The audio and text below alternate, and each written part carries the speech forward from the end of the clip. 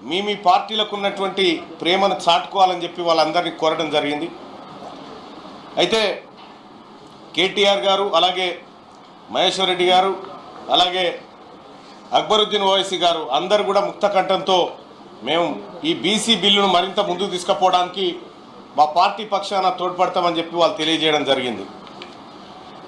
So ఇటు రాష్ట్ర ప్రభుత్వం కూడా మరీ ముఖ్యంగా మేము ఎంతమందిని మద్దతు కూడగట్టినప్పటికి కూడా ప్రధాన బాధ్యత ఈ రాష్ట్ర ముఖ్యమంత్రి రేవంత్ రెడ్డి గారి పైన ఉంది.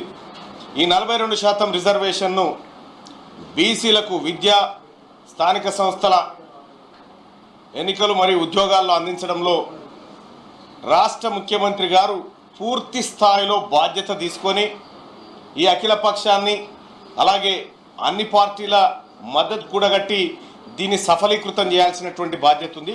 ముఖ్యంగా బీసీలమంతా భారాన్ని రేవంత్ రెడ్డి గారి పైన, రాష్ట్ర ప్రభుత్వం పైన పెట్టడం జరుగుతూ ఉంది.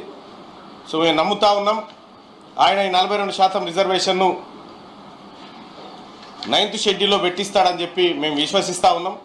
అందులో భాగంగా ముఖ్యంగా తెలంగాణ రాష్ట్రంలో బీసీ జేఏసీ ఆధ్వర్యంలో అనేకమైనటువంటి పక్షాల మద్దతు కూడగట్టే విషయంలో మేము ముందు వరుసలో ఉన్నాం.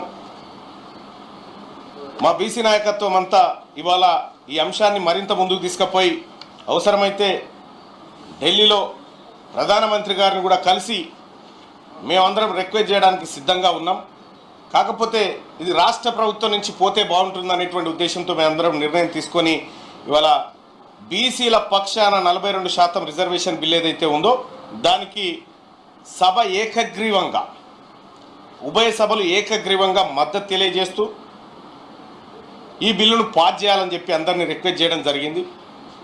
సో అక్కడ అసెంబ్లీలో కొద్దిసేపటి క్రితమే బిల్స్ ఇంట్రడ్యూస్ అవుతాయని చెప్పి చెప్పడం జరిగింది. ఆ తర్వాత ఇక్కడ కూడా ఏకగ్రీవంగా మద్దతు ప్రకటించాలని అన్ని పార్టీలకు మేము బీసీపీ జేఏసీ పక్షాన విజ్ఞప్తి చేస్తూ, అలాగే మా ఎస్సీ సోదరులు, మా ఎస్టీ సోదరులకు కూడా వర్గీకరణ బిల్లు విషయంలో బీసీలం అందరం కూడా అండగా నిలబడతాం, బీసీ ప్రజాప్రతినిధులం అందరం అండగా నిలబడతాం. దాన్ని ఇంప్లిమెంట్ చేసే విషయంలో మీరు కూడా పరస్పర సహకారం మాకు అందించాలని చెప్పి వాళ్ళకు కూడా రిక్వెస్ట్ చేస్తూ ఉన్నాం. Thank you.